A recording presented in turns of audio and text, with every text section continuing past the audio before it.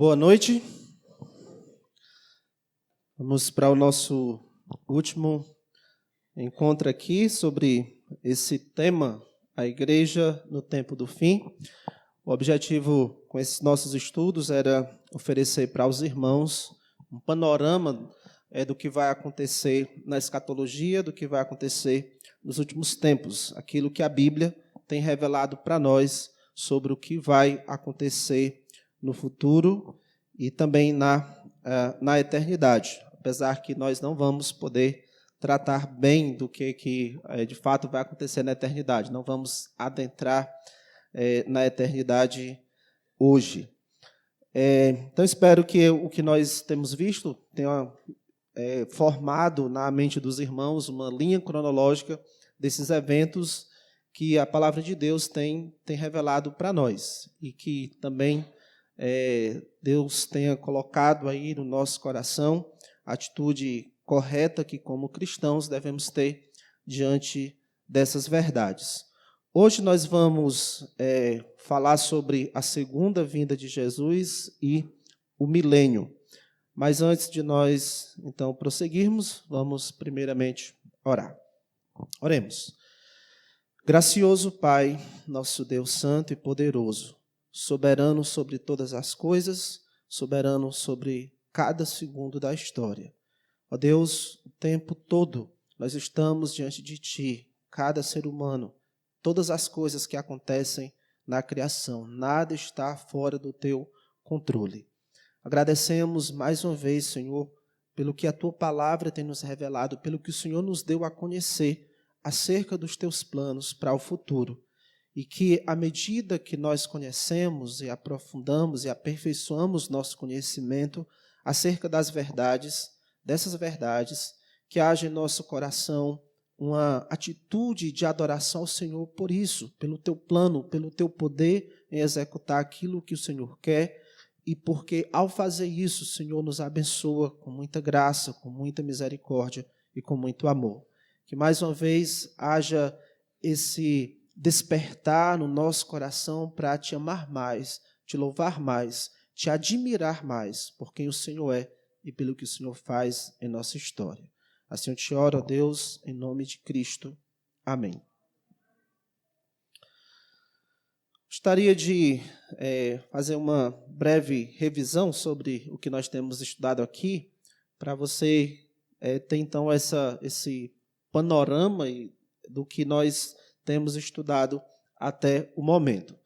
Então, nós vimos que nós estamos na era da igreja, nesse período que começou com a descida do Espírito Santo, lá em Atos 2, e a duração desse tempo é indeterminado, o que nós sabemos que será até que todos os escolhidos para a igreja creiam. Romanos 11, 25 deixa claro que há um número específico que Deus, a Bíblia não diz qual é esse número, mas que na mente de Deus, nos desígnios de Deus, há um número definido de pessoas que irão crer.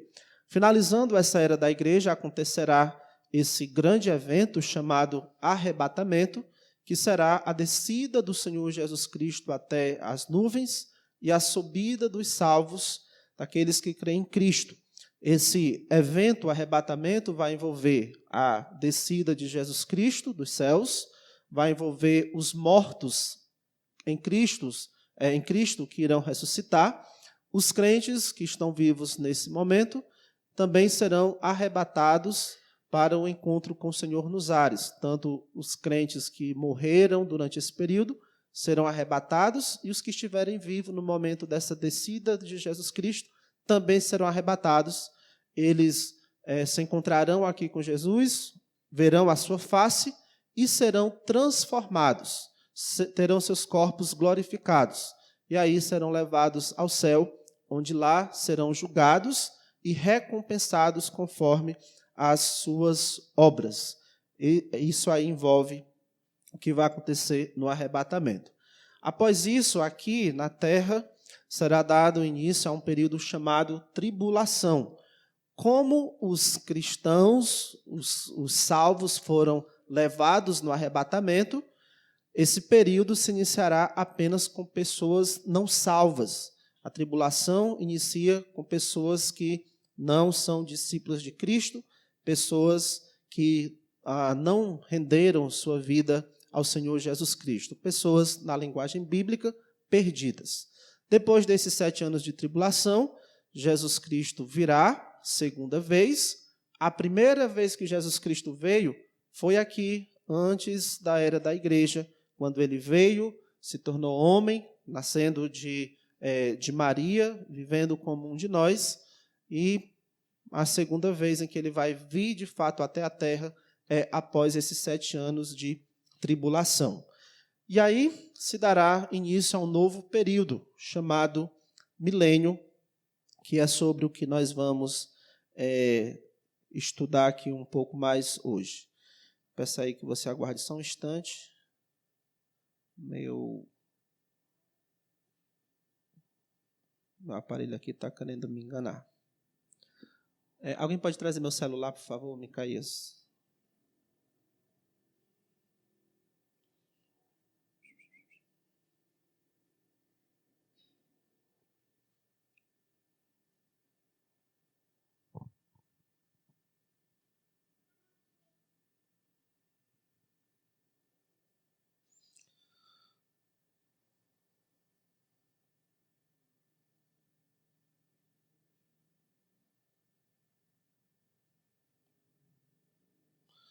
Muito bem. Então, sobre o milênio, segunda vinda de Cristo, aquela lá após os 7 anos de tribulação, vai inaugurar um período de 1000 anos, período em que Jesus reinará na terra em cumprimento às promessas feitas a Davi. Na verdade, isso vai acontecer em cumprimento a várias promessas, mas, em especial, gostaria de destacar essa feita a Davi. Por favor, abra sua Bíblia em 2 Samuel, capítulo 7, livro de 2 Samuel. Se você lembra da história de Davi, foi o segundo rei de Israel, quando Israel estava estabelecido lá na Terra Prometida, depois de ter saído do Egito. Foi o segundo rei de Israel, um homem que ficou conhecido como o homem segundo o coração de Deus. E Deus fez essa promessa para ele. Vou ler aqui o versículo 12 de 2 Samuel 7. Quando teus dias se cumprirem e descansares com teus pais, então farei levantar depois de ti o teu descendente, que procederá de ti, e estabelecerei o seu reino. Este edificará uma casa a meu nome, e o estabelecerei para sempre. E eu estabelecerei para sempre o trono do seu reino. Haverá, claro, na história aqui, continuando, um cumprimento imediato dessa promessa, que Deus vai, por meio de Salomão, estabelecer, continuar a linhagem do rei Davi, algo que não tinha acontecido com o rei anterior, o rei Saul. Esse filho de Davi, Salomão, ele vai construir uma casa ao Senhor, vai construir o templo, o famoso templo de Salomão, mas há um detalhe que não se cumpre em Salomão, que ele não é rei para sempre. Então, essa promessa ela vai se cumprir futuramente aqui na narrativa bíblica, e nós entendemos, já vamos ver outra passagem, que essa promessa se cumpre em Jesus Cristo. No versículo 16 aí desse texto diz: porém a tua casa e o teu reino serão firmados para sempre diante de ti.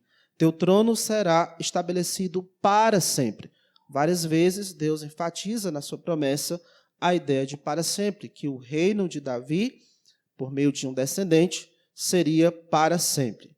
Vamos então a Lucas, agora no Novo Testamento, Lucas capítulo 1, os versículos 32 e 33, quando o anjo fala com Maria, anunciando que por meio dela iria nascer o Filho do Altíssimo. Lucas 1, 32 diz, vamos ler o 31, eis que conceberás e darás à luz um filho, a quem chamarás pelo nome de Jesus. Este será grande e será chamado Filho do Altíssimo. Deus, o Senhor, lhe dará o trono de Davi, seu pai. Isso é uma referência àquela promessa feita a Davi, lá em 2 Samuel. No versículo 33, isso fica mais claro quando diz: ele reinará para sempre sobre a casa de Jacó, e o seu reinado não terá fim. Esse que nasceria de Maria, Jesus, era ele que iria reinar para sempre, como representante de Davi, como descendente de Davi. Então, só para deixar claro que essa segunda vinda de Jesus Cristo após a tribulação vai inaugurar esse período de 1000 anos em que Jesus Cristo ele vai reinar na terra em cumprimento a essas promessas feitas a Davi.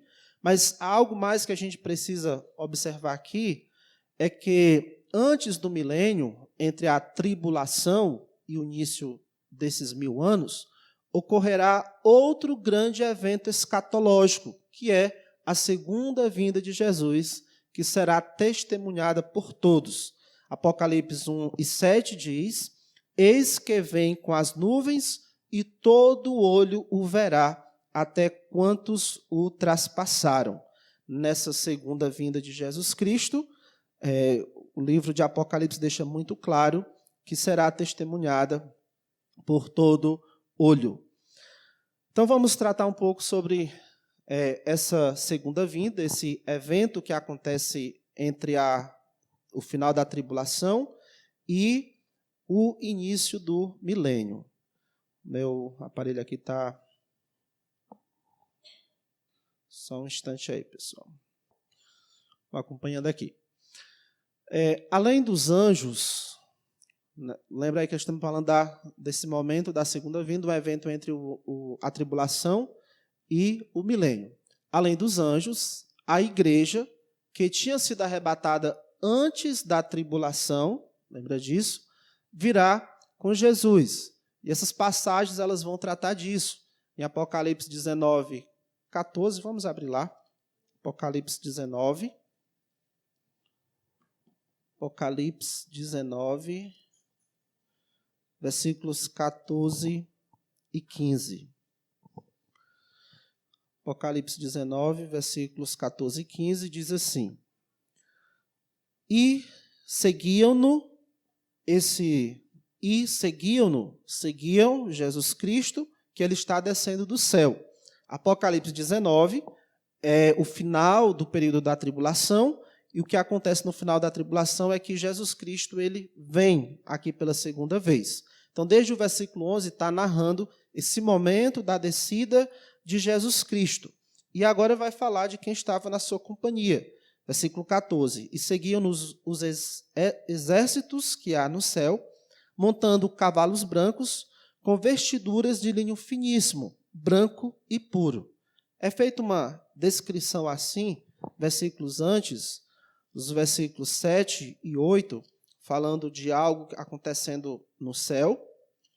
Versículo 7 diz: alegremo-nos, exultemos e demo-lhes a glória, porque são chegadas as bodas do Cordeiro, cuja esposa a si mesma já se ataviou, pois lhe foi dado vestir-se de linho finíssimo, resplandecente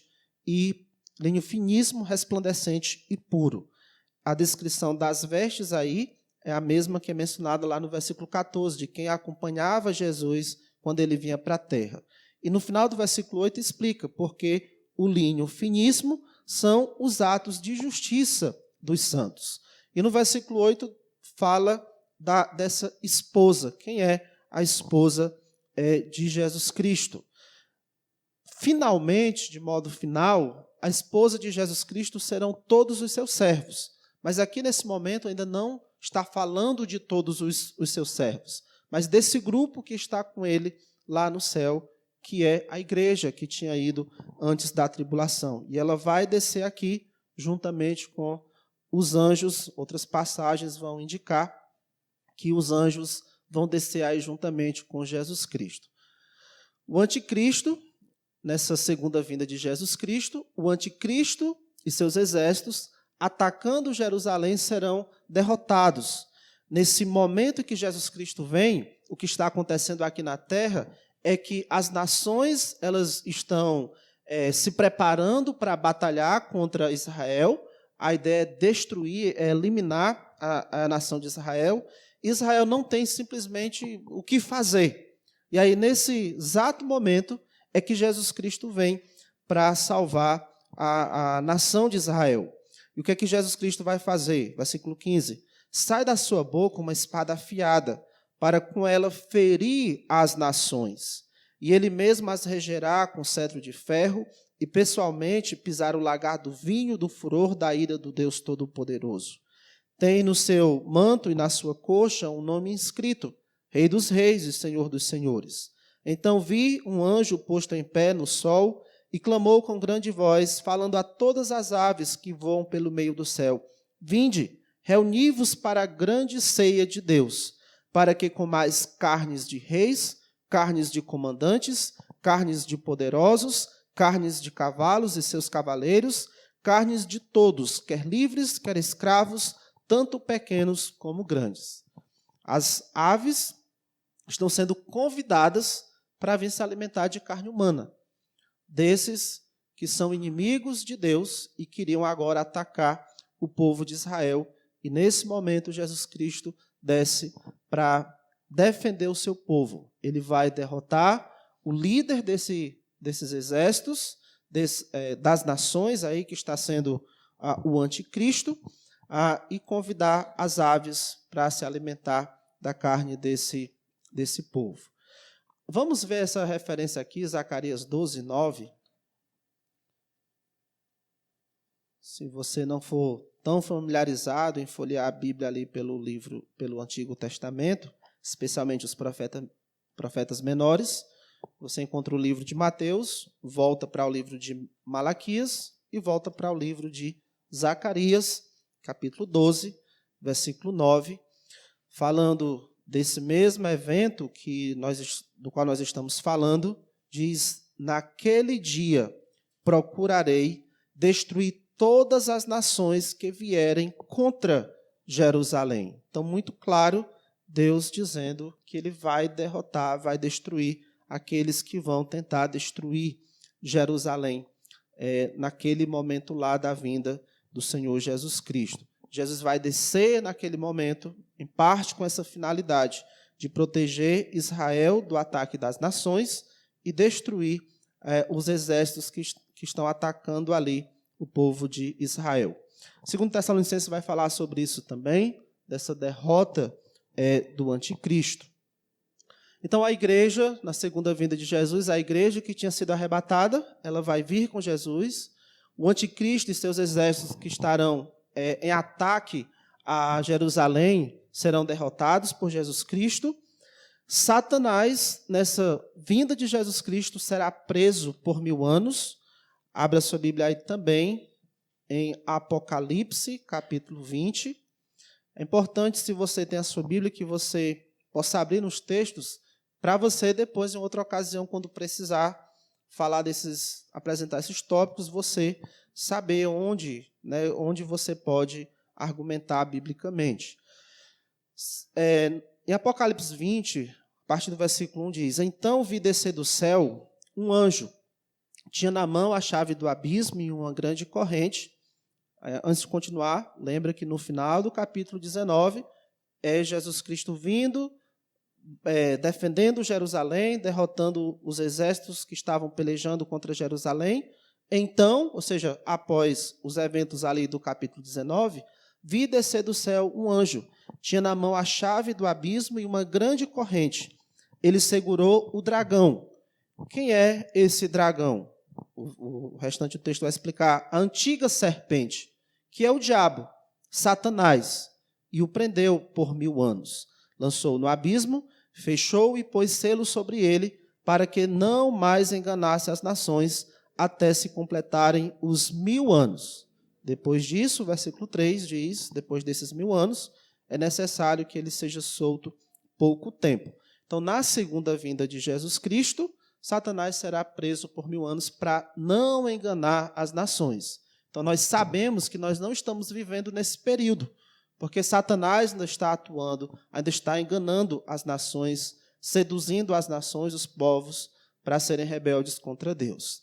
também nessa segunda vinda de Jesus Cristo, os judeus se arrependerão e crerão finalmente que ele é o Messias, porque até então eles não têm esse entendimento que aquele Jesus de Nazaré que veio é de fato o Messias, o Cristo prometido. Eles têm rejeitado essa ideia, mas quando Jesus vem então para protegê-los, para defendê-los, o livro de Zacarias deixa muito claro que vai haver lamento por parte de Israel. Finalmente eles vão entender e entrarão no reino para desfrutar da terra que lhes foi dada. Deus vai cumprir as suas promessas também com respeito à nação de Israel. Todas essas coisas vão se cumprir nesse momento da segunda vinda de Jesus Cristo. Mas não é só isso. Algo mais que vai acontecer, os santos do Antigo Testamento, Abraão, Jacó, Isaac, Daniel, Isaías, Jeremias, Caleb, Jefoné, esses servos do Senhor do período do Antigo Testamento, e os crentes mortos na tribulação ressuscitarão.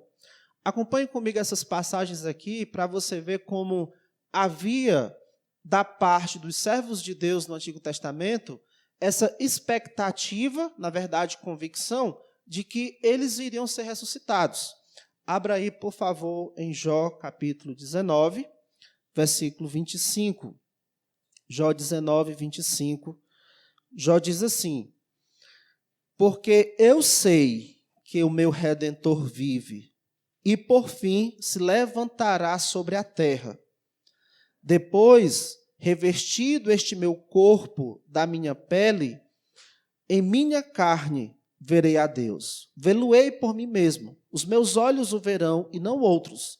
De saudade me desfalece o coração dentro de mim. Então você percebe aí que Jó, ele cria nisso, que em algum momento futuro o seu corpo iria ressuscitar e o seu corpo iria ressuscitar num estado em que ele poderia contemplar a face de Deus. Por isso que os nossos corpos serão transformados para podermos também ter essa capacidade de olharmos a face do Senhor. Isaías 26, um pouco bem à frente à história de Jó, Isaías 26, versículo 19, Isaías diz assim: os vossos mortos e também o meu cadáver, Isaías falando de si também, viverão e ressuscitarão. Despertai e exultai os que habitais no pó, porque o teu orvalho, ó Deus, será como orvalho de vida, e a terra dará luz aos mortos. E aí nós já lemos nesses últimos dias, Daniel, capítulo 12, algumas vezes, em que é mostrado isso também, essa promessa a Daniel, de que no final ele voltaria a viver. Isso vai ser na segunda vinda de Jesus Cristo. Em Apocalipse 20, a partir do versículo 4, depois de dizer até o versículo 3 que Satanás foi preso por 1000 anos, diz assim: vi também tronos, e nestes, versículo 4, vi também tronos, e nestes sentaram-se aqueles aos quais foi dada a autoridade de julgar. Vi ainda as almas dos decapitados por causa do testemunho de Jesus, bem como por causa da palavra de Deus. Essa é uma descrição daqueles que foram mortos durante o período da tribulação. Tantos quantos não adoraram a besta, fica mais claro ainda, que é do período da tribulação, nem tampouco a sua imagem, e não receberam a marca na fronte e na mão. E viveram, ou seja, ressuscitaram, e reinaram com Cristo durante 1000 anos. Então, os santos do Antigo Testamento e os crentes mortos na tribulação irão ressuscitar nessa segunda vinda de Jesus Cristo. Ainda há algo mais que vai acontecer nesse retorno de Jesus Cristo. As nações serão julgadas e aqueles que creram em Cristo durante a tribulação serão separados para entrar nesse milênio, no reino milenar. Vamos agora a Mateus 24. Mateus 24. aqueles que morreram durante o período da tribulação e que creram em Cristo, eles vão ressuscitar. E aqueles que creram e não foram mortos, aqueles que sobreviveram, creram e sobreviveram à tribulação, o que é que vai acontecer com eles? Serão separados para entrar no reino. Veja aí Mateus 24, versículo 29. Lá no versículo 15, Jesus faz referência ao período da tribulação, versículos antes também. E no versículo 21, ele diz, porque nesse tempo haverá grande tribulação, como desde o princípio do mundo até agora não tem havido e nem haverá jamais. E aí no versículo 9, ele diz, 29, ele diz, logo em seguida a tribulação daqueles dias, logo em seguida aquele período de 7 anos de tribulação, Jesus diz, o sol escurecerá, a lua não dará sua claridade, as estrelas cairão do firmamento e os poderes dos céus serão abalados. Então aparecerá no sinal o Filho do Homem. Todos os povos da terra se lamentarão e verão o Filho do Homem vindo sobre as nuvens do céu com poder e muita glória. Está falando da segunda vinda, não da vinda para o arrebatamento, mas da segunda vinda após a tribulação. Todos os povos da terra se lamentarão e verão o Filho do Homem vindo sobre as nuvens do céu com poder e muita glória.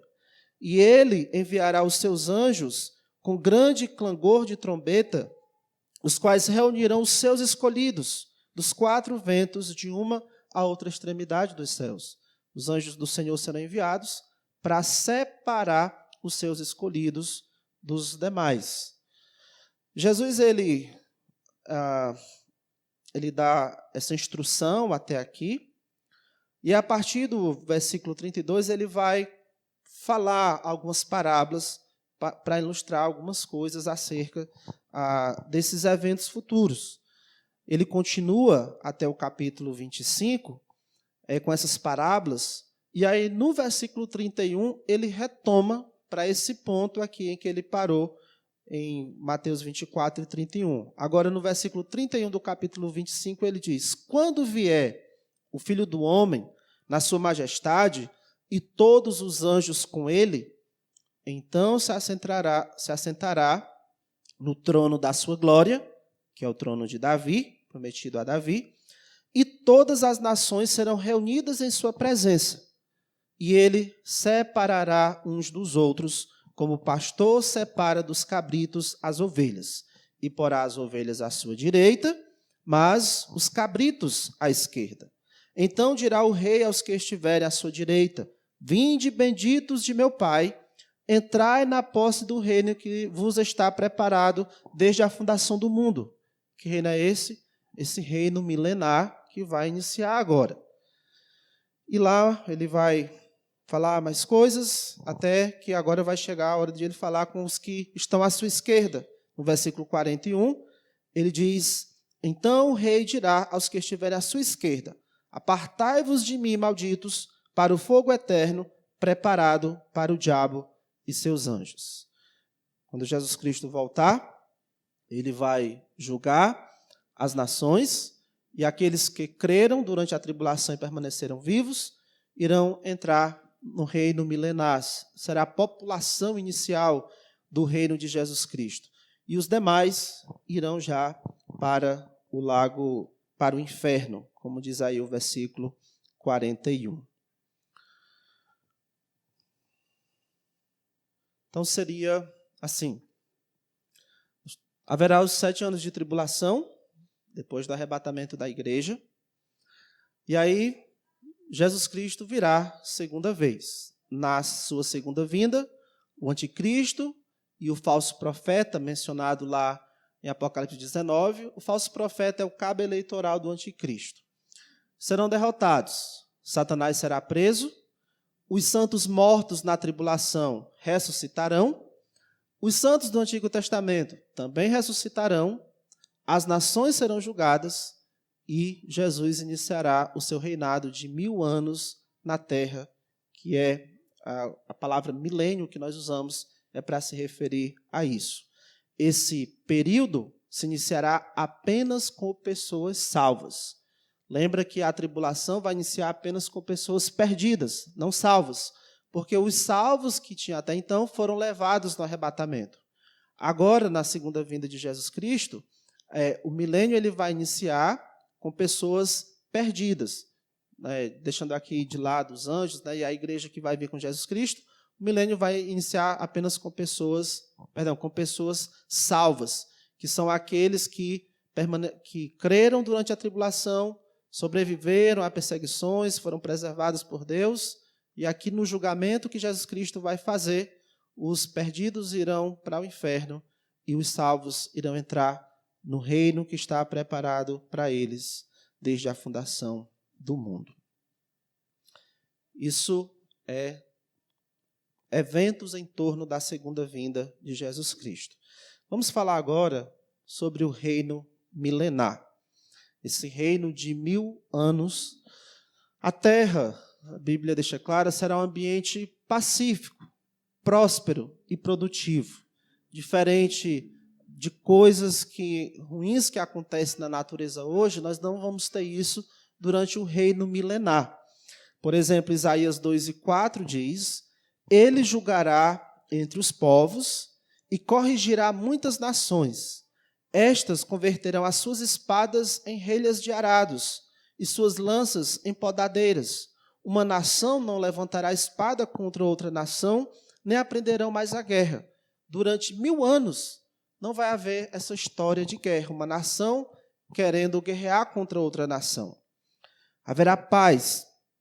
Também sobre a natureza, uma das várias passagens que fala sobre a condição da natureza nesse período de 1000 anos, a areia esbraseada se transformará em lagos, e a terra sedenta em mananciais de águas, onde outrora viviam chacais, crescerá a erva com canas e juncos. Se alguém reclamar, né, dessa região aqui, por ser uma região mais seca, você diz, mas no milênio vai ser diferente, né? Vai ser algo bem agradável. Ainda sobre o reino milenar, terá um governo teocrático.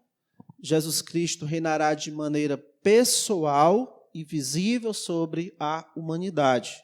Hoje existe essa ânsia das nações de ter um governo local que consiga trazer paz, consiga trazer segurança, consiga trazer qualidade de vida para as pessoas. Um líder que as pessoas elas ficam buscando se identificar com algum líder. No milênio, o líder será Jesus Cristo.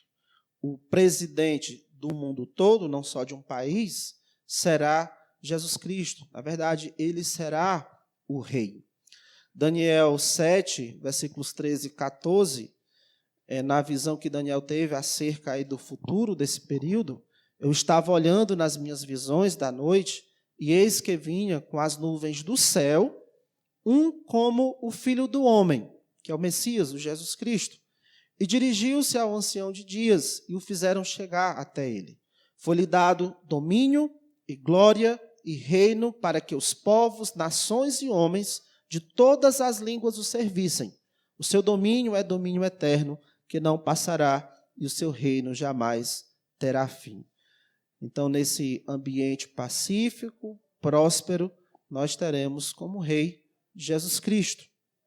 Também, o centro do governo será Jerusalém, o palácio de onde Jesus Cristo vai reinar no mundo inteiro será em Jerusalém. Isaías 2 diz: nos últimos dias acontecerá que o monte da casa do Senhor será estabelecido no cimo dos montes, e se elevará sobre os outeiros, e para ele afluirão todos os povos. Irão muitas nações e dirão: vinde e subamos ao monte do Senhor e à casa do Deus de Jacó, para que nos ensine os seus caminhos e andemos pelas suas veredas, porque de Sião sairá a lei e a palavra do Senhor de Jerusalém. Palácio de Jesus Cristo, o centro do seu governo será Jerusalém. Reinarão com Cristo durante esse período que Jesus Cristo vai reinar reinarão com Cristo os crentes que foram arrebatados antes da tribulação, porque eles vão descer com Jesus Cristo, como mostra Apocalipse 19. Também reinarão com Cristo os santos do Antigo Testamento, como é mostrado em Daniel 12 e outras passagens. E reinarão com Jesus Cristo os salvos mortos durante a tribulação, que ressuscitarão. Então, Jesus Cristo, podemos dizer assim, ele é o rei. E ele vai... esqueci agora a palavra que é para usar. Delegar, né, a subgerência também para os seus servos, e será, né, os que foram arrebatados antes da tribulação, os santos do Antigo Testamento e os salvos mortos durante a tribulação que irão ressuscitar. Os crentes que foram arrebatados antes da tribulação, em outras palavras, aqueles que fazem parte da igreja. Esses são os que vão reinar. E quem serão os súditos do reino milenar? Sobre os súditos do reino milenar serão os gentios e judeus crentes, que sobreviverão à tribulação. Aquele grupo de pessoas que lá em Mateus 25, Jesus disse: vinde benditos de meu Pai, entrai na posse do reino preparado para vocês antes da fundação do mundo. Também, sobre os súditos desse período de 1000 anos, eles viverão vidas normais, trabalhando, constituindo família e estando sujeitos à morte, ainda que em idade bastante avançada. Lá Isaías mostra que se alguém morrer aos 100 anos, e ainda por punição de pecado, é morrer ainda jovem. Então, as pessoas, esses que vão entrar aqui, que vão ser os súditos do reino milenar, eles vão viver normalmente. Vai haver casamentos. Pessoas vão nascer durante esse período. Novos indivíduos que nascerão durante o milênio. Mesmo que predomine o temor do Senhor, surgirão pessoas com inclinações e disposições contrárias ao rei. Pense sobre isso. O mundo, pensando no aspecto natural, é um ambiente muito bom, muito favorável. Pensando no aspecto social, é um ambiente de paz. E nós temos, no caso os súditos que estiverem lá, terão como governador Jesus Cristo. Podia-se pensar em coisa melhor, podia-se querer coisa melhor, mas, como a palavra de Deus nos mostra, embora de modo geral vai se demonstrar temor ao Senhor, haverá pessoas que nascerão daqueles crentes que entraram no reino milenar lá no início, pessoas que com inclinações e disposições contrárias ao rei. E tem mais um detalhe: não tem Satanás durante esse período para induzir essas pessoas. Então, não há o mundo para seduzir essas pessoas ao pecado, não há o diabo para seduzir essas pessoas ao pecado. De onde é que vem essa rebeldia contra o Rei Jesus Cristo? Eu acredito que esse período do milênio ele vai mostrar o quão grave o quão forte é a nossa natureza pecaminosa, a natureza pecaminosa do homem. O problema não é o meio em que as pessoas vivem. O problema não é quem está governando sobre essas pessoas. É o seu pecado. Porque no milênio não vai ter um meio para influenciar para o mal. Não vai ter um rei mau estabelecendo leis que façam as pessoas irem por um caminho errado. Não há. E por que haverá essa rebeldia? Da natureza pecaminosa dos homens. Vai haver ainda o pecado. Ao fim dos 1000 anos, Satanás será solto. Lembra que lá em Apocalipse 20, versículo 3, diz que ele vai ser preso por 1000 anos, mas será depois solto por pouco tempo. Ele vai ser solto e aqueles que continuam rebeldes contra Jesus vão se aliar a ele. Apocalipse 20, versículo 7, diz assim: quando, porém, se completarem os 1000 anos, Satanás será solto da sua prisão e sairá a seduzir as nações que há nos 4 cantos da terra, Gog e Magog, a fim de reuni-las para a peleja. O número dessas é como a areia do mar. Nessa época, claro que a população do mundo vai ser imensa. Alguns estudiosos calculam que será o período em que a maior população que o mundo já viu será nesse período aí. E Satanás consegue trazer para o seu lado aí essa quantidade de pessoas que parece a areia que está na praia do mar. Não dá para contar. São muitas pessoas. Isso mostra essa malignidade que há no nosso pecado, a gravidade que há no pecado, no coração do homem por causa do seu pecado. Vão rejeitar o Rei Jesus Cristo e vão se aliar a Satanás, que acabou de ser solto. Imagine o seguinte: essas pessoas, elas nunca vivenciaram uma influência do diabo, de Satanás. Pode ser que, para muitas, a ideia seria: será que existe mesmo o diabo? Vai ser uma coisa até irreal, porque não há esse experimento, não há uma ação demoníaca de nenhuma natureza nesse período.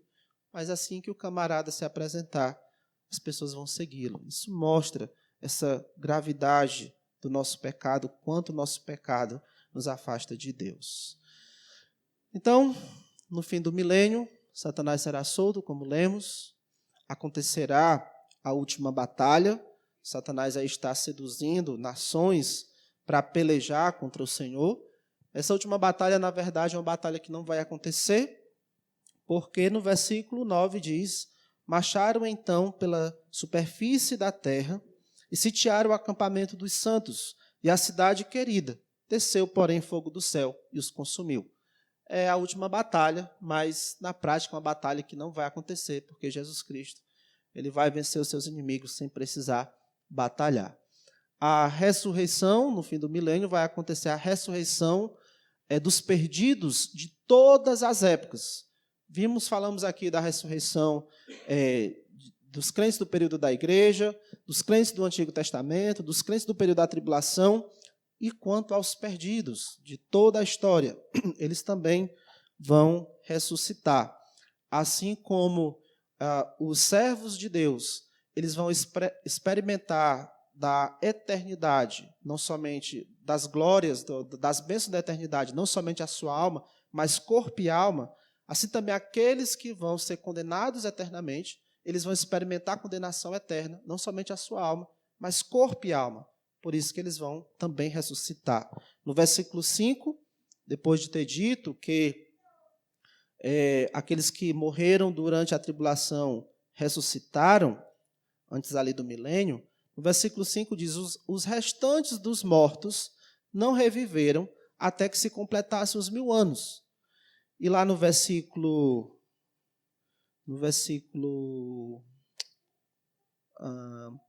13, deu o mar os mortos que nele estavam, a morte e o além entregaram os mortos que neles havia, e foram julgados um por um segundo as suas obras. Eles vão ressuscitar para isso, para o último julgamento. O último julgamento, descrito aí do versículo 11 ao 15, é o julgamento dos perdidos de todo o período da história, desde Adão até aquele momento. E aí, depois disso tudo, o novo céu e a nova terra, o estado eterno, descritos nos capítulos 21 e 22. Só para a gente ter um pouquinho do gosto de como vai ser essa eternidade, vamos ler aí a partir do versículo 1 do capítulo 21. Vi novo céu e nova terra, pois o primeiro céu e a primeira terra passaram, e o mar já não existe. Vi também a cidade santa, a nova Jerusalém, que descia do céu, da parte de Deus, ataviada como noiva adornada para o seu esposo. Então ouvi grande voz vinda do trono, dizendo: eis o tabernáculo de Deus com os homens. Isso aqui para mim é muito maravilhoso. Deus habitará com eles. Eles serão povos de Deus, e Deus mesmo estará com eles. No fim de tudo, Deus vai habitar conosco. E Ele lhes enxugará dos olhos toda lágrima. A morte já não existirá, já não haverá luto, nem pranto, nem dor, porque as primeiras coisas passaram. Essa parte aqui, para mim, é mais preciosa, a ideia de que Deus vai habitar conosco, porque é o que eu vejo desde Gênesis, essa ser a intenção de Deus. Quando Deus via ao jardim para falar com Adão, depois na história de Israel, com a ideia do tabernáculo, em que Deus vinha para estar bem no centro do povo, depois o próprio Jesus Cristo, teve o templo também antes, depois o próprio Jesus Cristo, que se tornou um de nós, e no fim a história vai mostrar que na eternidade será assim, Deus habitando conosco. Então, irmãos, é assim, temos a era da igreja, estamos na era da igreja, vai acontecer o arrebatamento, depois do arrebatamento, 7 anos de tribulação, depois desse período, a segunda vinda de Jesus Cristo, com todos aqueles eventos em torno ali, depois o reino milenar de Jesus Cristo, nesse período ainda haverá pecado, e, por fim, a eternidade. E aí não terá mais pecado. Pecado já não vai existir, por isso que não vai existir também morte ou qualquer outra coisa. Agora, como é que nós podemos concluir tudo isso que a gente tem estudado desde sexta-feira acerca dos eventos escatológicos? Eu acho que a melhor maneira de nós concluirmos isso é com a conclusão que o próprio João, apóstolo João, faz de tudo o que ele apresentou no livro de Apocalipse sobre o futuro. Abra sua Bíblia aí para lermos Apocalipse 22, a partir do versículo 12. Depois que ele apresentou todas as coisas, por fim, nos capítulos 21 e 22, sobre a eternidade, ele traz aqui as palavras de Jesus Cristo, dizendo: eis que venho sem demora, e comigo está o galardão que tenho para retribuir a cada um segundo as suas obras. Eu sou o Alfa e o Ômega, o primeiro e o último, o princípio e o fim. Bem-aventurados aqueles que lavam as suas vestiduras no sangue do Cordeiro. Você já lavou as suas vestiduras, a sua alma, no sangue do Cordeiro, no sangue de Cristo? Você já foi perdoado por causa da morte do Senhor Jesus Cristo, por ter confiado em Cristo como seu Salvador, que aquilo que Ele fez na cruz foi para pagar o preço dos seus pecados? Porque somente se você tiver lavado as suas vestiduras no sangue do Cordeiro, é que vai acontecer isso que diz na segunda parte do versículo 14, para que lhes assista o direito à árvore da vida e entrem na cidade pelas portas. Fora ficam os cães, os feiticeiros, os impuros, os assassinos, os idólatras e todo aquele que ama e pratica a mentira. Aqueles que ainda não foram perdoados, tiveram seus pecados perdoados, que ainda não foram lavados no sangue de Cristo, terão que ficar fora da cidade celestial, terão que ficar fora, serão desprovidos, vamos dizer assim, de habitar eternamente com o Senhor. Continuando o versículo 16, eu, Jesus, enviei o meu anjo para vos testificar estas coisas às igrejas. Eu sou a raiz e geração de Davi, a brilhante estrela da manhã. Versículo 17, essa é a conclusão, irmãos, diante de todas essas verdades. O Espírito e a noiva, o povo de Deus, dizem, vem. Diante do que Jesus Cristo disse no versículo 12, eis que venho sem demora, e a partir do momento que ele vier, todas essas coisas que vemos depois de sexta-feira, a partir de sexta-feira, tudo isso vai começar a acontecer. Então, já que ele disse, eis que venho sem demora, a nossa resposta é, vem. O Espírito e a noiva diz, vem. Aquele que ouve, agora João está dizendo, diga, vem.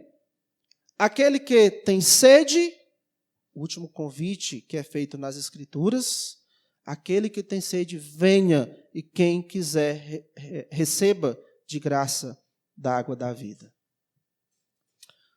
Não teria uma conclusão melhor. Na teologia sistemática do MacArthur, tratando sobre esse assunto, finaliza quase com estas palavras: este presente mundo caído não existirá para sempre, graças a Deus. O pecado, a maldição e a morte serão removidos para sempre. Sim, em algum momento à frente, depois que Jesus voltar, a maldição, o pecado, a maldição e a morte serão removidos para sempre. O homem será plenamente restaurado em seus relacionamentos que foram desfigurados com Deus, com os seus semelhantes e com a criação. Viveremos em paz com Deus, com os nossos semelhantes e com a criação. Nossa sincera resposta ao final da história, que avidamente antecipamos e vigorosamente aspiramos, e nas músicas que nós cantamos hoje expressamos muito bem o quanto desejamos essa volta de Cristo. Ó vem, Senhor Jesus. Nossa sincera resposta ao final da história que avidamente antecipamos e vigorosamente aspiramos deve ser a do apóstolo João. Vem, Senhor Jesus. Versículo 20. Aquele que dá testemunho destas coisas, que era João, diz: certamente venho sem demora. Amém. Aquele que dá testemunho dessas coisas, que era Jesus Cristo, diz: certamente venho sem demora. E aí João diz: amém. Vem, Senhor Jesus. Diante de tudo isso, irmãos, deve ser as nossas palavras. Amém. Vem, Senhor Jesus. Vamos orar. Gracioso Pai, nós queremos pedir que o Senhor nos ajude a amar essas verdades da Tua palavra. E que sim, que tudo isso que nós vimos durante esses dias tenha nos cutucado, nos estimulado a querer conhecermos mais, a nos alimentar melhor de tudo isso que nós vimos esses dias. O desejo do nosso coração, ó Deus, e que expressamos a Ti, envia o Teu Filho Jesus Cristo. Ao nosso Senhor Jesus Cristo dizemos: vem, Senhor Jesus. E todos nós, ó Deus, que de coração dizemos isso, vem, Senhor Jesus, que nós possamos estar de fato prontos para quando Ele vier, com as nossas malas prontas, com uma vida piedosa, com uma vida de devoção e dedicação a Ti. É em nome dEle que nós choramos e Te rogamos pela vinda dEle. Amém. Muito obrigado.